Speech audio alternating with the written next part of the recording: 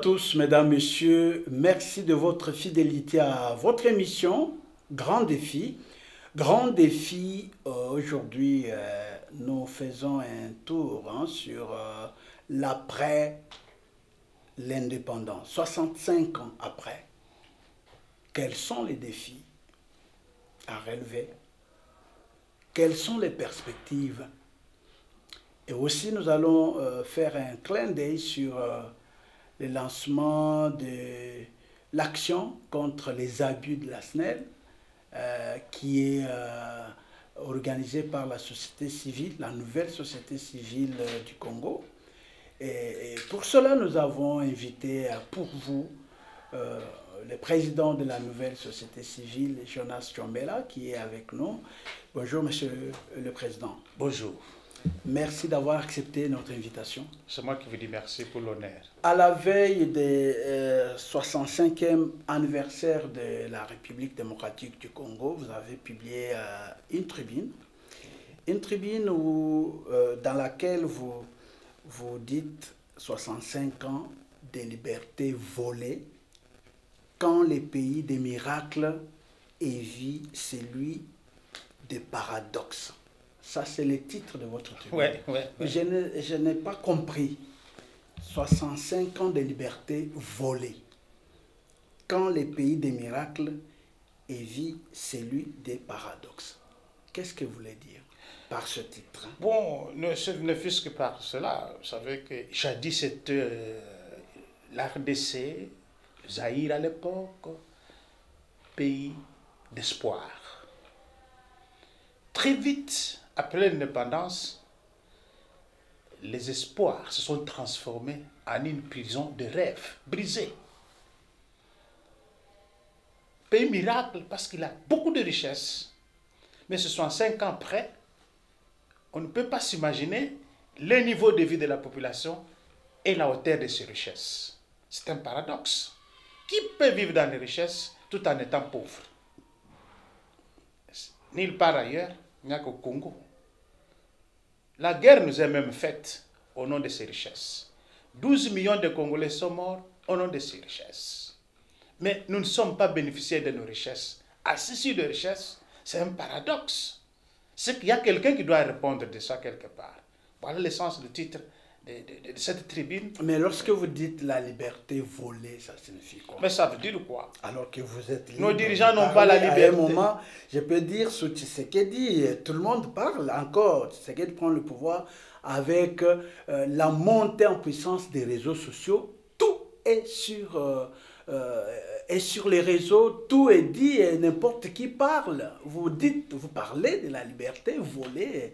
Je ne comprends pas. Oui, parce qu'il faut comprendre ma liberté dans le sens où on n'a pas su donner le sourire à nos populations. On n'a pas la liberté sur nos minéraux, c'est de cette liberté que je parle. On n'a pas la liberté sur notre souveraineté, c'est de cette liberté que je parle. Je ne parle pas du verbiage que nous entendons dans les médias, les gens disent, peuvent insulter. Ce n'est pas ça qui va nous amener le développement. Mais je parle de la liberté, de la souveraineté sur nos propres richesses. On n'en a pas. Qu'est-ce que vous dites ça? On a un ministère des Mines, on a un gouvernement qui gère, et vous les direz, vous les verrez que dans les budgets, il y a les mines qui contribuent à hauteur de plus de 50%. Mais allez voir, même là on exploite le minerai. Voyez le niveau de vie de la population, moins d'$1 par an. Allez dans des zones où on exploite déjà. Nous sommes incapables d'avoir une usine de transformation locale de ces minéraux pour donner aussi de l'argent aux communautés. Tout est exporté brut. Nous n'avons pas la liberté. Et là, ce sont des Congolais ou ce sont des étrangers? C'est pour cette raison que je vous dis, nous n'avons pas la liberté, notre souveraineté. Comment voulez-vous qu'un étranger puisse venir fixer le prix de ce que tu produis toi-même? Ton produit. Dis non, je peux l'acheter à tel prix. Et on te l'impose même. 65 ans après. Sommes-nous fiers d'être Congolais dans ces conditions-là? Voilà la liberté qui est volée. Alors qui a volé? Mais écoute, il y a des complices internes. Chaque régime qui est passé dans ce pays a ses griots intellectuels qui leur donnent la forme scientifique. On croit que c'est des intellectuels, ce sont des griots qui donnent la forme scientifique de la gouvernance. Mais en réalité, quand je parle de 65 ans, ce devait être un moment de bilan glorieux de fierté partagée, de nous projeter dans l'avenir. Mais c'était devenu un moment de douleur pour la population congolaise. Vous parlez de douleur, mais je n'ai pas suivi. Il faut que même les téléspectateurs nous comprennent qui y a volé notre liberté, la liberté des Congolais. Nous avons compromis notre liberté. Et là, je prends même les dirigeants qui gèrent. Mais vous dites 65 ans de liberté volée. Donc pendant les 65 ans, tous ceux qui ont géré ont fait voler la liberté, ou bien ce sont des étrangers qui continuent à voler cette liberté, soi-disant retourner aux citoyens congolais. Ça pose une question fondamentale. Est-ce que nos dirigeants ont vraiment l'autorité de l'État, au nom de la souveraineté de l'État, de bien gouverner à main libre? Mais c'est une question que je ne saurais pas répondre. Il faut voir les anciens dirigeants et les dirigeants actuels. Ils le savent. Ils savent qu'ils n'ont pas les mains libres sur nos propres minéraux. Ils n'ont pas les mains libres sur fixer le prix. Ils ne peuvent pas être à mesure de mettre même des industries de transformation et localement. Les prix qui existent, alors, je m'attaque directement à l'élite politique congolaise qui a prétendu gouverner le pays. C'est elle qui doit nous donner le compte. Celle qui prétend être souverain, celle qui prétend parler au nom des Congolais, ça aide de nous donner le compte, de nous rendre compte. C'est l'élite congolaise qui a bradé la liberté du peuple congolais. C'est eux que je pointe du doigt. Mais c'est aussi la responsabilité de la population parce qu'elle est engouffrée encore en plus. Et je comprends pourquoi d'ailleurs on nous a laissé pulluler des églises pour davantage nous endormir. Je sais que vous avez publié une autre tribune sur les églises. Ça, ce n'est pas notre émission. C'est pour vous dire nous que restons dans voilà. L'indépendance et vous pensez que l'élite, mais moi je pense, parce que je suis aussi dans les secteurs miniers, j'évolue dedans. Il y a des prix fixés, pas par les étrangers, mais par les Congolais. Mais entre-temps, lorsqu'on négocie quelque chose, on doit discuter, on discute. Mais dire qu'on n'a pas la liberté de fixer nos prix, tout ça. Allez poser la question des vrais gestionnaires de nos minéraux. Ils vous diront ce qu'ils subissent comme pression. On nous fait même la guerre pour nous ramener à leur ligne d'offre ou de la demande. Donc, nous faisons du figurant. Alors là vous nous faisons du figurant. Le jour où nous aurons la souveraineté réelle sur nos richesses, la preuve, parce que vous parlez que nos dirigeants fixent le prix, les blocs pétroliers, 27, les appels d'offres, où est-ce que nous en sommes? Parce que les vrais propriétaires ont dit non. C'est ce que notre gouvernement ne peut pas nous dire. Les vrais propriétaires ont dit non. Vous avez vu des vagues, des milliers de diplomates qui sont venus voir notre gouvernement, le chef de l'État, autour de cette question. Et ils savent. Mais quand ils ont des blocs pétroliers chez eux, ils exploitent. Mais pourquoi nous interdit, nous, d'exploiter notre propre richesse? Absence de la souveraineté. C'est de là que nous devons partir. Le patriotisme, c'est aussi posséder l'autorité sur ce qui est sur son sol. Ce qui n'est pas le cas aujourd'hui. Alors, 65 ans après, nous l'avons fêté dans un état de guerre, la guerre qui frôle la balkanisation, et c'est depuis 30 ans que les agresseurs, y compris les multinationales et consorts, qui font la guerre à la RDC. Quelle appréhension faites-vous sur cette situation? Mais la RDC, 65 ans après, devrait avoir une armée réellement au service de la nation. Notre armée a été piégée avec ces guerres qu'on nous fait pour juste nous contrôler. Et c'est ici que je salue quand même la position actuelle du chef de l'État, M. Tshisekedi. Il est intransigeant là-dessus, même si aux dernières minutes, on sent qu'il cède aussi certaines choses, notamment des discussions avec ceux qui ont pris les armes. notre armée, on nous fait la guerre, d'abord pour nous fragiliser, et pour nous amener à des intégrations, mixages, et ce qui fait que les éléments nocifs à notre armée sont intégrés dans l'armée, avec un agenda qui n'a rien à faire avec l'agenda de protéger les Congolais, les frontières du pays, ainsi que les personnes qui ont choisi notre pays, avec un agenda de l'étranger. C'est là où la situation actuelle du pays. Et la remise en question de cette question par M. Tshisekedi, je crois que c'est beau. Parce qu'il faut y travailler. Mais avec qui va le travailler? Il a hérité d'un système piégé à tous les niveaux. Dans l'armée, dans la police, dans l'administration, dans les services de renseignement. La guerre n'est pas seulement les armes, c'est aussi les services de renseignement. Mais qui vous fournit l'information? C'est celui-là qui trahit. C'est celui qui trahit. Cette armée, nous ne l'avons pas 65 ans après. Il faut la repenser, il faut la réfléchir. À l'ère des nouvelles technologies, la guerre n'est plus seulement des petites armes.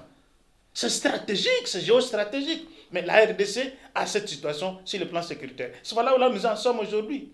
Avec une partie du pays occupée par les étrangers pendant plus de 3 ans. Alors, vous saluez les combats que mène le président de la République pour sortir le pays de ces gouffres-là. Mais vous avez suivi les déclarations de certains leaders religieux. Je crois que vous avez encore publié une tribune là-dessus. Qu'est-ce que vous pensez de ces déclarations? Mais voilà. Vous savez, je suis parmi les Congolais que les deux églises, parce que c'est d'elles qu'il est question, l'ECC et la SECO, ont réussi pour qu'ils nous expliquent ce qu'ils avaient comme plan de pacte social. La suite n'a pas été très intéressante pour nous. Pourquoi? Parce qu'elle a été exclusive. Exclusive, c'est-à-dire? Ça veut dire que ça a été leur propriété et leur affaire à eux seuls. Les autres n'ont qu'à intégrer. Ce qui est déjà une approche qui exclut. Ce qui ne peut pas nous permettre d'avancer. Maintenant, on en arrive à cette question de un monsieur ou une dame qui se présente comme médiateur, il ne doit pas mener une proposition. Il doit tirer sa proposition des belligérants. Mais là, nous sommes en face d'un médiateur qui a déjà une proposition. C'est-à-dire qu'il est partie prenante au conflit en réalité. Il est partie prenante au conflit en réalité. Ici, nous avons fustigé. Il y a des gens qui estiment que dans ce pays, au niveau des églises, c'est eux qui ont le monopole de la vérité, ce qui n'est pas aussi vrai. Parce qu'on sent aussi ce qui se fait dans la gestion de l'église. C'est le cardinal dont on fait allusion, le cardinal Fridolin Ambongo, qui a fait une déclaration en dehors du pays, du reste, où il fustige la Corse, ce qui était tout à fait normal, parce que moi je me bats pour la liberté d'expression, que je soutiens du reste. Mais on peut critiquer pour critiquer, ou bien on critique pour faire avancer les choses. Je suis aussi parmi les rares qui ont critiqué l'accord. Mais je n'ai pas seulement critiqué, mais j'ai monté les points faibles de l'accord, les points forts de l'accord et des perspectives d'amélioration. Ce qui n'est pas le cas sur la prise de position de notre prélat Fridolin Ambongo. Vous voyez? Donc, il faut critiquer ce qui est normal pour qu'on améliore. Mais on ne critique pas pour faire table rase, sans proposition. Vous voyez ça? Mais la proposition pour eux, c'est le pacte pour la paix. Mais à partir de ce moment-là, ils deviennent partie prenante au conflit. Ils ne sont plus médiateurs. Ils n'ont pas imposé leur schéma. Ils ont qu'à travailler pour que les gens l'acceptent. C'est ça qu'il faut faire comme travail. Parce qu'ils sont partie prenante. Le M23 et ce qu'ils ont comme consort ont un schéma. Le gouvernement a un schéma. Les prélats viennent avec un schéma. Arrêtent de se battre pour que leur schéma soit accepté. Il ne faut pas dire alors que leur schéma est le seul et le vrai. Parce que nous ne pouvons pas croire. Nous, on n'a pas vu les évêques ougandais prendre des prises de position telles qu'on l'a fait aussi au Congo. Sur des questions, nous n'avons pas vu les évêques du Rwanda prendre de tel type de position. Est-ce qu'aujourd'hui, on peut accepter, par exemple, que les évêques du Rwanda aillent rencontrer les FDLR? Vous avez déjà vu ça où? Ils n'en parlent même pas. Au Congo, on peut voir nos chefs spirituels rencontrer les belles, de toute façon, et revenir, et être même dans des fêtes d'anniversaire. Et même bénir les rebelles. Vous avez vu vous-même. Est-ce que vous pouvez voir un prélat rwandais bénir l'FDLR? Est-ce qu'ils en parlent même? Il n'y a qu'au Congo. Est-ce que c'est ça la liberté? Là, du coup, vous devenez partie prenante au conflit. Et vous créez la méfiance chez qui vous voulez obtenir l'avancée de votre programme. Vous voyez ça? Donc, c'est tout ça qui nous inquiète. Et de façon libre. Qu'est-ce que vous reprochez au pacte pour la paix? Mais je ne l'ai pas le contenu dans le fond. Je n'ai pas le contenu dans le fond. J'avais entendu qu'il faut refonder l'État, les 60 années à venir, comment on va le faire, mais tout le contenu dans le détail, on ne l'a pas. On n'a pas comment on va refonder l'État. Je sais qu'il y a 9 commissions, on va travailler pour mettre les gens ensemble. Bon, ça paraît comme être un projet de société. Et donc, par rapport à l'accord et au dire de Fridolin Ambongo, qu'est-ce que vous dites, vous, aux Congolais? Parce que vous êtes défenseur du peuple congolais. Je crois que nous devons critiquer le patriotisme. Mon frère peut être faible, ma force peut être une richesse pour lui. C'est que le jeu qui se tisse actuellement, on fait le jeu de l'ennemi et on rend son frère faible. Et en même temps, vous demandez à celui que vous rendez faible de mieux faire. Même ce qu'il fait est table rase. Tout est discutable et tout peut s'améliorer. Ce qui n'est pas le cas pour le moment. Nous savons, moi j'ai par exemple dit dans l'accord que je suis inquiet parce qu'il n'y a pas la présence des acteurs indépendants. Ça a été négocié entre le gouvernement et le Rwanda et les États-Unis. On a oublié la société civile. On a oublié la société civile. Je me suis plaint. Je me suis plaint parce qu'on n'a pas inclus les victimes. On n'a pas parlé de la réparation. On n'a pas parlé de la justice. Je suis inquiet. Mais je dis que voilà un plan. Il faut, parce que l'accord lui-même prévoit la possibilité d'amendement. Lorsqu'il viendra le moment d'évaluer, quand ils vont mettre en œuvre, voilà les idées qu'il faut récupérer. Ça, c'est constructif. Mais déjà, vous pensez, vous êtes optimiste à l'accord? Moi, je pense que l'accord est là, il faut l'améliorer. Avec tout ce que nous suscitons comme débat. Mais il n'y a jamais un accord d'ailleurs parfait. Il n'y a jamais un accord parfait. Cet accord souffre d'insuffisance au niveau, par exemple, si l'une des parties n'applique pas, qu'est-ce qui lui est infligé comme sanction? C'est des choses comme ça que nous soulevons pour l'améliorer. Parce qu'on doit partir de quelque part. C'est pas parce que moi j'ai dit ça que je pense que c'est juste. Ça peut être mal vu par quelqu'un d'autre qui peut aussi améliorer. Mais faire table rase, ça me paraît quand même... Avec l'engagement du gouvernement américain, avec à la tête le président Donald Trump, on sent qu'il y a l'engagement pour le respect et même l'application de cet accord. Mais à l'interne, il y a toujours... des bruits en dehors de Cardinal. Il y a encore d'autres Congolais qui pensent que les États-Unis ne sont pas confiants. Est-ce votre avis aussi à ce stade? Hier, on a même vu des pasteurs américains. Par un média local, en ligne du reste, qui a publié l'article. J'ai vu le commentaire des Congolais. Je suis insulté, vous n'avez pas d'idée. C'est ça la démocratie. Je suis insulté. J'ai touché à l'intouchable. Moi, je suis un homme libre. Je dois communiquer ce que je pense être juste, mais je le soumets à l'appréciation de la communauté. Donc cet accord, nous avons dit, il a des insuffisances à améliorer. Nous devons partir de quelque part. Mais eux-mêmes, qui le critiquent de façon farouche, mais ils étaient au Rwanda, plusieurs fois. Ils étaient à Washington. Ils étaient dans des capitaux, dans des capitales occidentales, tout ça, mais ils ont ramené quoi? C'est aux mêmes endroits où le gouvernement est allé aussi négocier. Qu'est-ce qu'ils ont ramené là-bas? C'est ce que nous dire qu'ils ont été bien accueillis, bien soutenus. Voilà. Vous êtes bien soutenus, bien accueillis, bien nourris, mais ceux qui souffrent. Comment voulez-vous? Je crois que l'Église devra recadrer son discours pour amener le peuple à l'unité. Le discours de l'Église est en train de nous diviser alors qu'il est grand temps que nous puissions parler du Congo uni. Nous avons des difficultés internes. Nous sommes agressés. C'est d'abord de nous débarrasser de celui qui nous agresse. Après, nous pourrons venir à l'interne. Qu'est-ce qui se pose aussi à notre niveau pour dégager des responsabilités et voir des voies d'amélioration. Ce qui n'est pas le cas jusqu'ici. Parce que tous les discours qu'ils tiennent actuellement créent la méfiance. Mais à quel moment nous allons parler Congo et pour les Congolais qui Alors, il y a certaines études ou recherches qui ont fait la comparaison la déclaration de Kagame sur l'accord de Kabila, de Nanga, s'accorde avec la déclaration du cardinal Ambongo. Mais quand vous le voyez, on le reçoit là-bas, ils sourient, ils sont dans des anniversaires et consorts. Ça dit tout. Ça dit tout. Ça dit tout, c'est-à-dire. Ça veut dire que ils se disent des choses qui sont proches. Est-ce que les églises ont pris une position d'un camp? C'est la question que je me pose.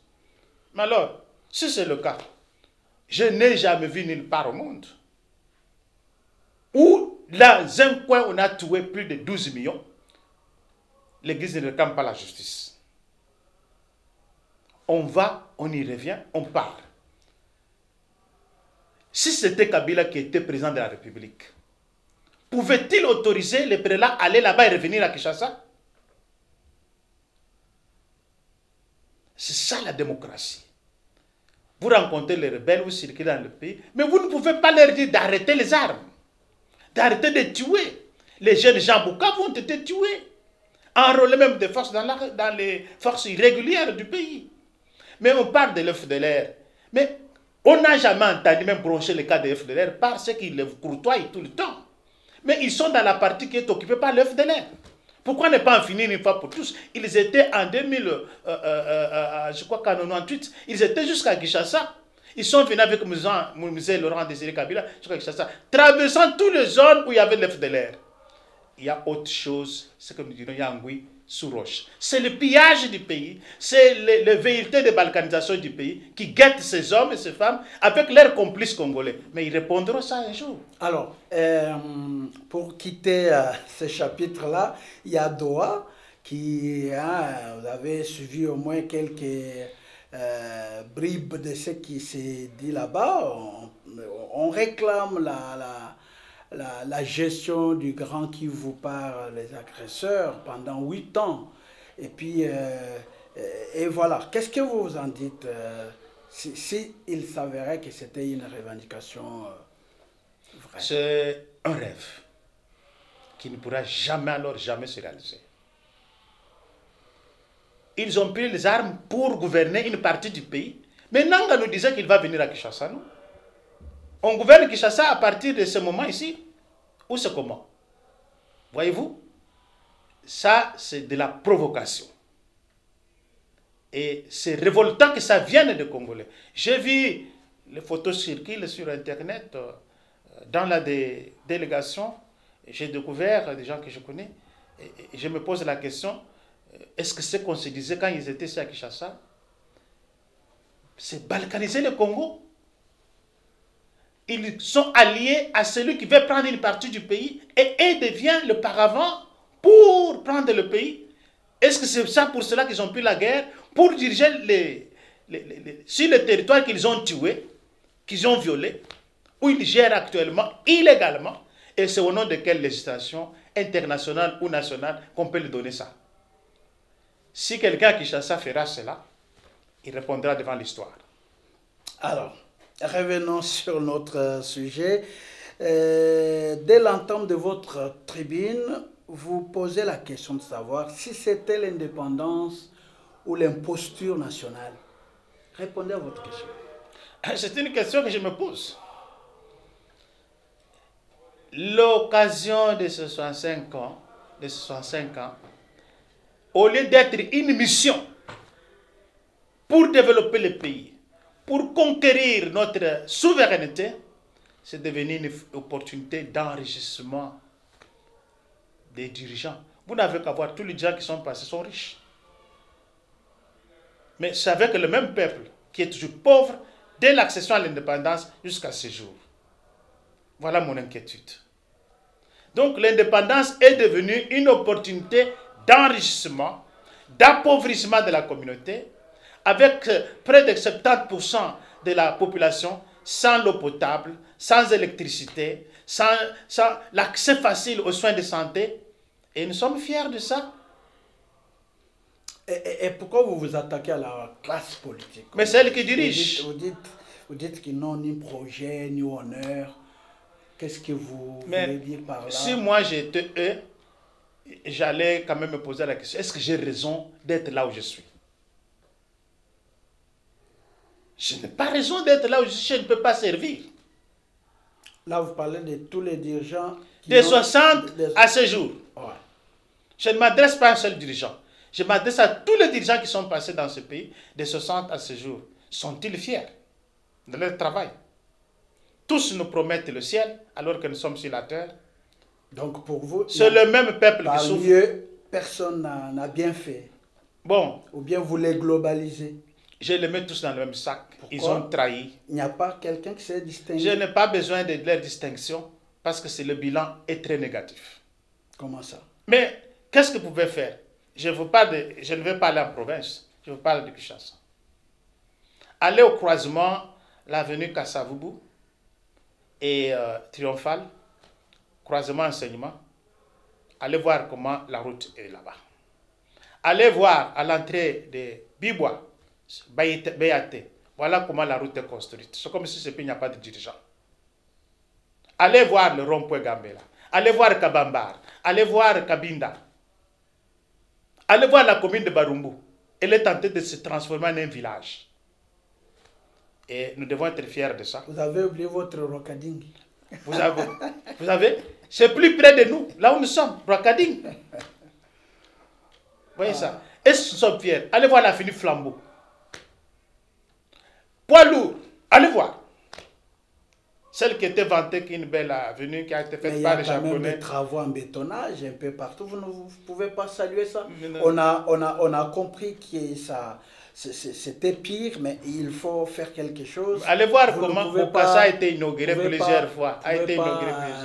Maintenant, les travaux sont faits. Les routes de Kinshasa sont en béton. Vous ne pouvez pas apprécier même. Vous voyez l'avenue Éthiopie? On a mis des bétons avec des barres de fer de 8. Voilà ce que vous appelez béton. Barre de fer de 8. C'est pour combien d'années? Nous avons tout un ministère d'infrastructures et de travaux publics. Est-ce qu'il vérifie la qualité du travail? On consomme l'argent du contribuable congolais pour rien. C'est ça que je dis. C'est devenu une opportunité d'enrichissement. Au lieu de l'argent, la route... Vous n'avez pas salué, Monsieur le Président. Vous n'avez pas salué ce qui est fait. Vous avez dit tout à l'heure, lorsqu'on parlait de l'accord, qu'il faut commencer quelque part. Mais lorsqu'on commence quelque part, la société civile n'apprécie pas. Mais comment lorsqu'il y a des travaux, vous voyez que tout Kinshasa presque est en chantier. Mais vous n'appréciez pas. Mon cher Gustave, comment je peux apprécier de 60 à ce jour, tous les dirigeants sont devenus riches. Mais au moins, avec la même population pauvre. Au moins les dirigeants actuels ont compris qu'il ne faut pas asphalter seulement, il faut travailler des routes en béton. Et là, il faut quand même... Est-ce que vous avez l'impression que la ville de Kinshasa est gouvernée? Avez-vous vraiment l'impression que la ville-province de Kinshasa est gouvernée? Avec ce que je vous relate là. Tu sais que je suis venu ici parce que j'ai laissé le véhicule. Je suis venu par le moto. Pourquoi je dois le faire? Et pourquoi j'ai acheté ce véhicule-là? Ça devait du tout vous dire. Vous avez vu les décisions qui ont été prises sur les embouteillages dans la ville. Résultat, nul. Et je dois apprécier ça. J'ai salué la prise de position de Tshisekedi, ce qui est positif. Je vous ai dit. Sur son intelligence, son intransigeance, sur l'unité du pays et son refus d'intégration et de mixage dans l'armée du pays. C'est de cette manière qu'on parle. Mais c'est qu'une goutte d'eau dans la mer. 65 ans, frère. Non, mais c'est vaste face à la résistance. Face à la résistance, vous l'avez dit, les multinationales, les États étrangers, et puis à l'interne même quelques fils du pays qui sont avec eux pour, vous avez dit ici, confisquer la souveraineté de la RDC et brader l'économie. Alors, j'ai dit, lorsque vous saluez les efforts du président de la République, vous dites ce n'est qu'une goutte d'eau, moi j'ai dit, face à cette puissance. Mais lui n'a plus le pouvoir que maintenant. Voilà. Faut-il maintenant pleurer? Je ne veux pas pleurer. Le problème, c'est quoi? Ouais. Il faut travailler sur le patriotisme. Il faut travailler sur le sens de comprendre la souveraineté du pays. Je vous ai parlé ici du problème du bloc pétrolier, où la RDC est incapable de lancer des appels d'offres et de faire aboutir et de faire ce qu'elle veut de ce qu'elle a comme richesse. Comment, lorsque nous voulons décider sur nos richesses, les autres sont impliqués? Parce que nous nous avons donné la possibilité de s'impliquer dans nos affaires. Le patriotisme. Il faut y travailler. Nous avons tout un ministère, jeunesse, citoyenneté. Creux. La citoyenneté, c'est aussi le patriotisme. Malheureusement. Jeunesse et éveil patriotique. À l'époque, médias et citoyenneté. J'ai écrit à l'ancien ministre qui était ici. J'ai dit, je suis très intéressé sur la notion de la citoyenneté. Vous dites que vous avez écrit au ministre Médias et Nouvelles Citoyenneté à l'époque. Ouais. Et la réponse était? J'ai eu l'accusé de réception me promettant que le service me contactera un jour pour qu'on en parle. Jusqu'aujourd'hui, les services ne m'ont jamais contacté et on n'en a jamais parlé. C'est dans ça qu'on peut parler du patriotisme, de l'éveil patriotique. C'est dans ça qu'on peut parler comment on doit avoir une vision congolaise commune à protéger. Malheureusement, on attribue tout cela à ce qui s'est passé. Parce qu'il faut être politique. Comme je n'étais pas politique, voilà ce qui s'est passé. Et surtout qu'à l'époque, je ne partageais pas une bonne opinion de ce qui se passait, ça pose problème. C'est comme aujourd'hui. Quand on fait tout ça, on ne vous consulte pas. Et si on vous consulte, c'est pour colorer qu'ils ont été consultés et que la société civile a été consultée. C'est comme les dernières consultations. On peut colorer ça avec la présence, mais à la suite, quand les décisions vont se prendre, ça va passer sur la tête. Vous ne saurez même pas ça c'était pris à quel niveau. Oui, c'est tout le problème. 65 ans après, vous vous inquiétez de la pauvreté. Vous dites, ce n'est pas un accident, mais c'est une stratégie. Qu'est-ce qui vous fait dire ça? Ah, mais moi, quand je vois la même victime depuis 60, que la population congolaise, elle est dans cette même situation, je me pose la question, est-ce que ce n'est pas une stratégie pour nous maintenir dans cette situation-là? C'est pourquoi vous verrez que ces derniers temps, je suis sur l'éveil de la conscience. Je suis sur la population. Je suis sur les leaders qui s'occupent de la population. Tant que nous n'aurons pas une population qui est exigeante vis-à-vis de ses dirigeants, nous serons la même victime, comme on l'était hier, aujourd'hui, on le sera encore demain. Et donc la population est complice? Je suis d'accord, elle est complice parce qu'elle est maintenue dans cette situation. Il faut la faire partir de cette situation où elle est maintenue pour être manipulée. Tu n'as vu que les discours qui circulent. Moi, je ne discute pas au nom de ma tribu ici. Je discute au nom de ceux qui souffrent. Je discute au nom de milliers de pauvres. Depuis 60 jusqu'à ce jour, nous sommes dans il y a des points de ce pays ici où une ampoule est un luxe, avec un grand barrage. Ce n'est pas normal. Où on peut voir le véhicule, on s'étonne qu'on a vu le véhicule. Où on peut voir le véhicule même après 10 ans. Où la route sont des sentiers. Alors, tu faut être fier d'un pays comme ça. Alors, vous mettez même les églises sur les lots de ceux qui ont trahi le pays. Et vous dites, et pourtant, les églises prient pour la paix, pour le bien-être des Congolais. Ils demandent aux gens d'aller travailler. Mais vous mettez et les églises dans les mêmes lots. Mais les églises font partie de la société civile. Bien sûr. Ça veut dire que quand je m'adresse aux églises, je ne m'exclus pas.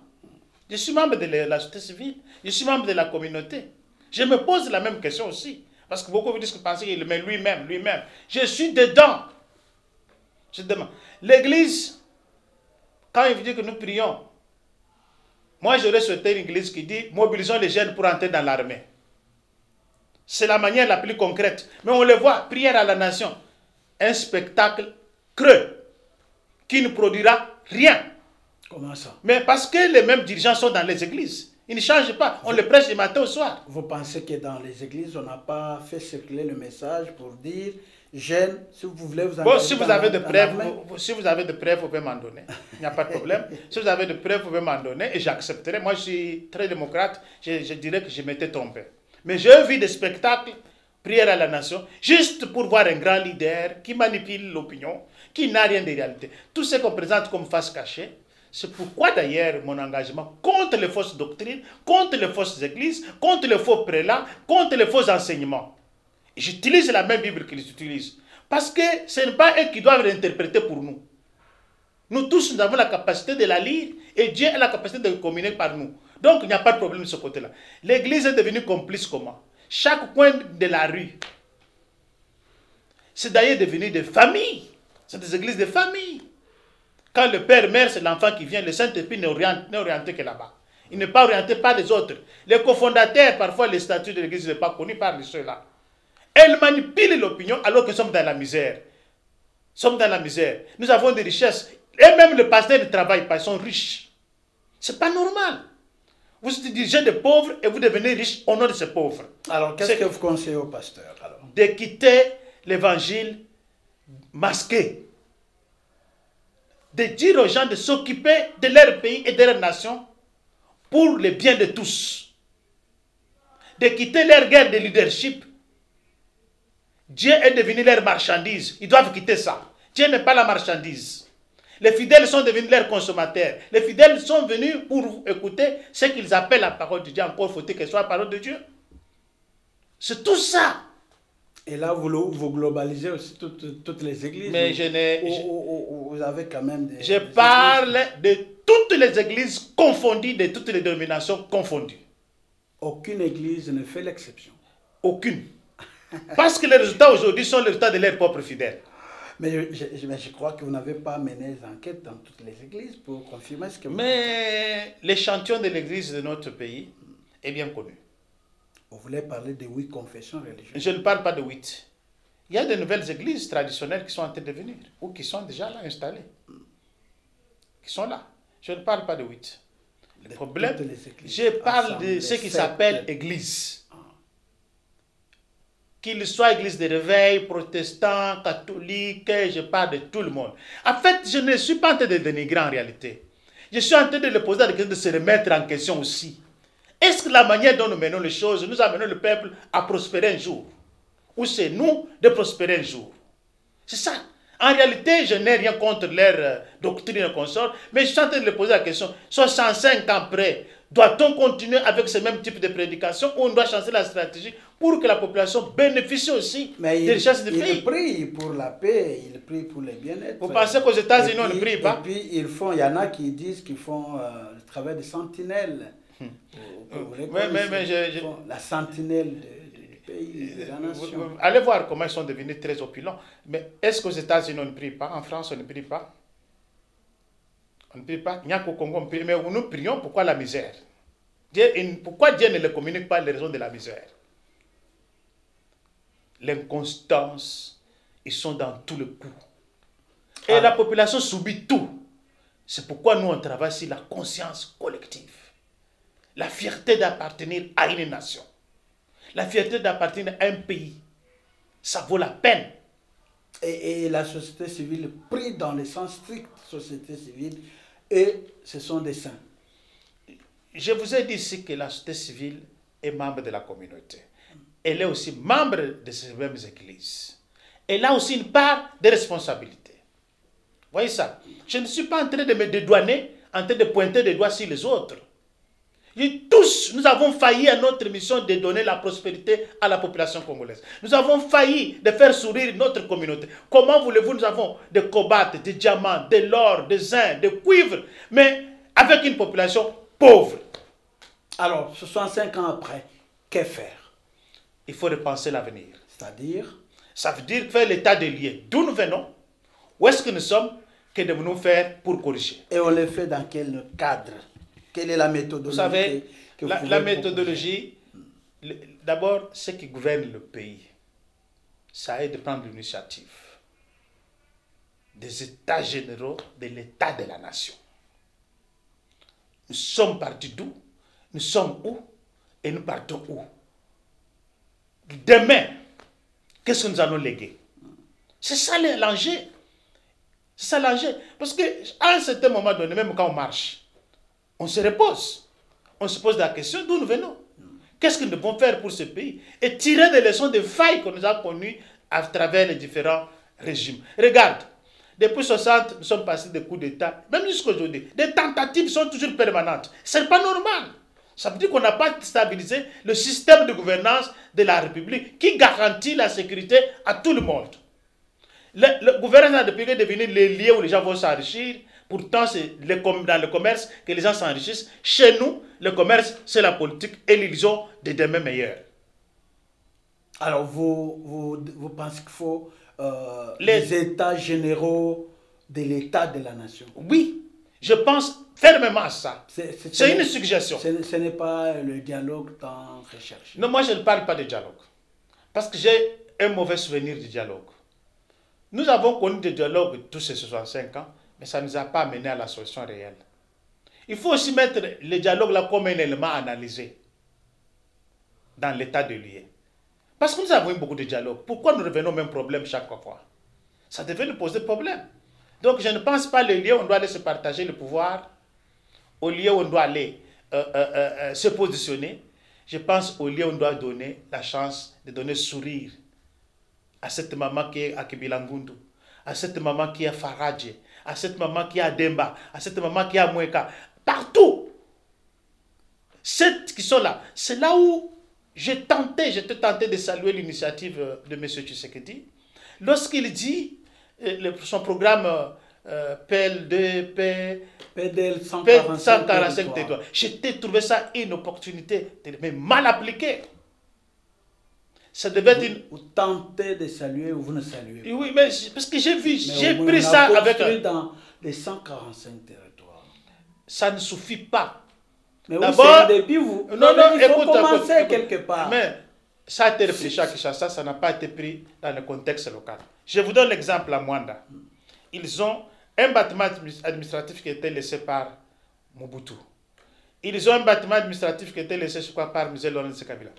Dans les 145, on nous a donné encore un troisième bâtiment administratif. Vous ne voyez pas que c'est un gaspillage. J'ai pris seulement le cas d'un territoire. Ça a été concocté sans évaluer les besoins réels de la population au niveau local. Et aussi, le suivi. Je suis parmi les rares qui a proposé au gouvernement, tous les gouvernements que tu sais qu'il a dirigé, le contrat de performance qui pourra nous permettre de suivre la qualité de l'ouvrage, de suivre la finition du travail, mais aussi d'évaluer ce qui est fait et ce qu'on nous présente. Ça devrait nous aider à avancer. Les contrats de performance. Ça pouvait nous donner un mécanisme ou une stratégie de suivi de toutes les promesses de l'État. Moi, j'avais même proposé à l'époque qu'il nomme un conseiller autour de lui. Un conseiller qui ne s'occupe que de suivi de tous ces éléments-là. Je ne sais pas si on l'a fait ou si c'est dans les attributions d'un de ces conseillers. Je ne sais rien. Ce qui fait qu'aujourd'hui, on ne peut pas évaluer. Si vous êtes nommé, vous pouvez bien le faire. Je ne suis pas ici pour demander l'emploi. Je suis ici pour protéger la communauté. L'expertise, chaque Congolais l'a. Mais ceux qui peuvent l'accompagner réellement sont rares. Le choix, c'est à lui. Ah, d'accord. Alors, vous parlez d'un sursaut national, sursaut de conscience nationale. C'est ce que je suis en train de faire. Ça veut dire... C'est qu'à un moment donné, on doit se rappeler que je appartiens à une nation et que je dois la défendre. Alors, effondrement de l'élite pourrie. Vous dites qu'il faut arriver à l'effondrement de l'élite pourrie. Qu'est-ce que vous voulez dire? Ça veut dire quoi? Cette élite qui ne pense que le pouvoir n'est que pour lui. Je viens au pouvoir parce que je vais y gagner. Tu sais, aujourd'hui, c'est le métier au Congo le plus convoité. Tout le monde veut être député. Tout le monde veut être au gouvernement. C'est le métier le plus convoité au Congo. Et quand on y arrive, vous savez ce qu'il y a? C'est le détournement, c'est la corruption, c'est l'immoralité, au vu et su de tous. L'éthique de la gouvernance de la nation, elle est partie où? On vient avec le nom du peuple, on sort avec le nom de la famille. Le sursaut d'orgueil. Alors, vous proposez aussi une révolution de l'éducation. Ça veut dire quoi? La révolution. Oui, la révolution de l'éducation, je pense ici que notre pays a un système éducatif qui ne répond pas au développement du Congo. Il faut enlever tout ce qu'il y a comme... Pas enlever, il faut améliorer. Latin, Moi, par exemple, si aujourd'hui j'ai fait le philo latin, je suis sert quoi au Congo? Je parle bon français, mais en termes de concret, c'est quoi? L'éducation doit être adaptée à l'environnement. Nous avons des minéraux, nous avons des forêts, Nous avons besoin de l'agriculture. Il y a la liste très longue. Voilà, le système doit être adapté à ce que nous avons, que nous pouvons produire localement. Ça peut permettre à la personne d'accéder immédiatement et au travail et de fournir le travail à la communauté. Mais nous avons un système qui prolonge pour le développement des autres. En réalité, c'est ça. Nous sommes des répercuteurs du développement des autres en utilisant nos richesses. Ce système doit être repensé. Il faut faire un environnement, l'analyser, étudier quelles sont les études et les formations qu'il faut pour le Congo. Et ça répondra au développement du Congo. Mais là, nous sommes dans un système qui répond au développement des autres. Alors, vous proposez transformation locale des ressources, de nos ressources locales. D'entrée de jeu, je vous le disais. Vous l'avez dit. Alors, le refus définitif de la soumission, c'est-à-dire? Mais vous savez, moi je ne peux pas quand même plus de 60 ans en train de produire le cuivre que je ne fais qu'importer brut. Donc, il faut... Mais les câbles que nous avons ici de courant, nous plairons de câbles, c'est produit avec le cuivre. Mais pourquoi nous ne pouvons pas nous-mêmes déjà, localement, les transformer? Pourquoi nous ne pouvons pas le faire? Les industries de transformation au niveau local, ça produit la main-d'œuvre, ça nous aide. Ça peut encadrer, parce que tous nous ne serons pas au gouvernement. La preuve qu'on n'y est pas. Mais nous devons nous retrouver quelque part pour notre survie. Mais quand on n'a que des bruts, on exploite le pétrole à Mwanda. Tout part brut et le bitume qui revient de ce pétrole, on le vend cher. Pendant qu'ils l'ont acheté moins cher. C'est ce que je pense à cette révolution du changement. C'est ça avoir aussi la souveraineté sur ce produit. D'accord. Alors, on termine déjà. La dernière question, c'est avec cette sensibilisation que vous lancez le 19. Vous appelez les gens à pouvoir dénoncer les abus de la SNEL. Je pense que nous sommes en train de travailler sur les droits des consommateurs. Ça fait partie des besoins des droits socio-économiques de la population. Et la nouvelle société civile, dans les années qui vont suivre, va se plonger dans cette activité. Malheureusement, ils sont en train de partir, mais je voudrais léguer ce combat à ceux qui vont reprendre la direction de la nouvelle société civile congolaise. Vous voulez laisser la nouvelle société civile? Mais je ne suis pas éternel. Vous êtes arrivé au terme de votre mandat. Je dois passer le relais. Je dois passer le relais aux autres pour que ce soit une institution. Quand de mon vivant, je l'ai créé. De bonne gouvernance. De mon vivant, je ne veux pas que des choses se passent après moi. Je voudrais de mon vivant le voir continuer le combat. Ça me fera une fierté et ça devient une institution. Vous voyez ça? Donc, vous avez mené toute votre vie dans la société civile. Lorsque vous quittez, vous restez membre ou bien vous... Je resterai membre de la communauté. Je resterai membre de la communauté et j'avance en âge. Je dois continuer soit à faire mes recherches dans d'autres choses pour contribuer à la vie de la communauté. Je verrai mes nouvelles opportunités qui se pointeront à moi. Donc, je ne suis pas en train de rester dans la société civile comme une carrière. Donc, je ne ferai pas cet exercice-là. Donc, nous sommes en train de mener cette campagne sur les droits des consommateurs à travers l'action, le comité d'action citoyenne et juridique contre les abus de la SNEL. Cela va toucher la Régie des eaux un jour, ça touchera les maisons de communication un jour. Pourquoi nous menons cela? Parce que le consommateur congolais n'est pas respecté. Il n'a pas les services de qualité. Comment voulez-vous que dans cette ville comme ceci, la loi interdit la facturation par des forfaits, par forfaiture? La loi interdit, mais on est en train de nous appliquer le forfait sur un courant qu'on n'a même pas bénéficié. Pendant un mois, il n'y a pas le courant, mais la facture vient comme si on avait consommé. C'est anormal. Le système économique est paralysé parce que des quartiers entiers sont dans l'obscurité. Il y a des conséquences fâcheuses qui sont sur cette question. L'insécurité, le Koulouna nous attaque parce qu'il y a l'obscurité, autant de choses. Les coupures de courant intempestives, les délestages intempestifs. Ils ont engagé même des journaliers qui viennent nous faire du chantage chaque soir. On donne dans un quartier, on coupe dans un autre. Et tout ça, ça fait partie d'un problème qui complique déjà la vie qui est déjà compliquée. Mais quoi lancer la campagne, lancer les comités alors que vous pouvez aller sur place à la SNEL et recueillir encore d'autres informations? Nous avons deux missions à travers ce comité. D'abord, que les services qui nous sont fournis par la SNEL soient de bonne qualité, que nous puissions payer ce que nous avons réellement Consommé. consommés. Deuxièmement, nous avons compris le problème de la SNEL. Nous devons nous battre pour que la SNEL aussi soit dans les conditions de nous rendre ses services. C'est notre démarche. Nous avons été reçus par la SNEL, mais malheureusement, il faut poser la question à la SNEL. Quelle est la suite? Mais peut-être qu'il n'y a pas de moyen. J'ai recevé un technicien supérieur dans les mêmes, sur le même plateau et qui disait c'était sur l'accès à l'électricité en RDC. Il a dit que la SNEL souffre avec tout ce qu'il y a comme il y a défaut d'application des normes, il y a les courts-circuits, il y a autant de défauts qui font que la SNEL puisse souffrir. Et peut-être aussi, il n'y a pas d'argent. La SNEL et les autorités de la SNEL sont là pour résoudre ce qu'ils se plaignent là.